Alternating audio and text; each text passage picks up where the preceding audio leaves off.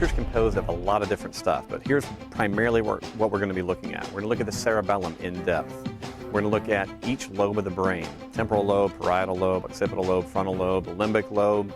We're going to look at those in depth so that you have a better understanding of when you're taking a history on people, what does that sound like? When you're doing assessments on them, what does it look like? And then we're going to have drills that are going to tell you exactly what you need to do in order to create the changes that your clients need. You're going to learn about eye movements. You're going to learn how to test eyes in a very unique and different way, probably than what you've experienced so far at any of the other courses.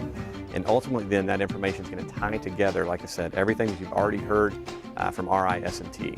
It's the cherry on top that will make it all make sense. One of the key pieces of this class is a much deeper appreciation for reassessment. I know a lot of you already do. Like, I love reassessment. That's because that's Z-Health in a nutshell, right? Notice an observable change.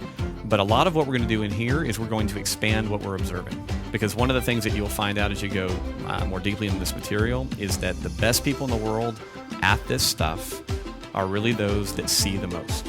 You guys are frontline.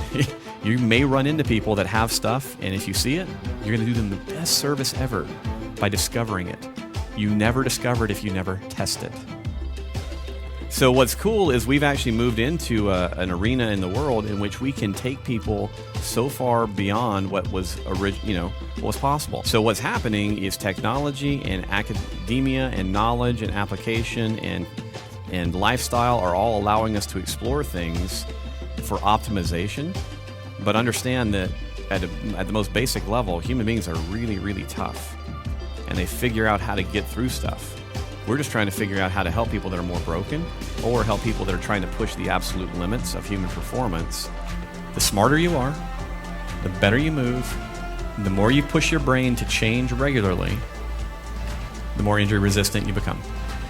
It seems like even in people that are predisposed, as long as they keep their brain really plastic, through being active and healthy and making good lifestyle choices, it makes them injury resistant. It makes them disease resistant.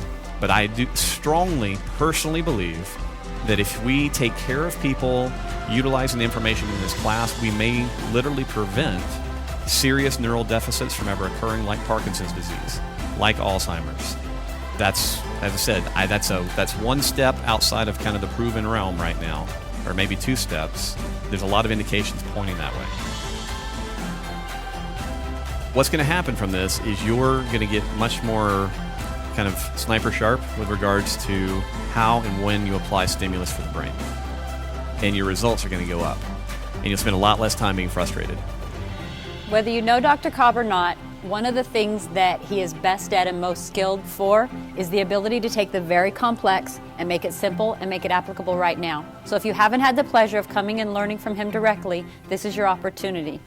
If you have, this is where we take the really complex neuroscience, those over 60,000 articles that are being published every single year, and breaking them down as simple as possible so you guys can apply them right now. That's what we do. That's what he does best. That's what this class is about.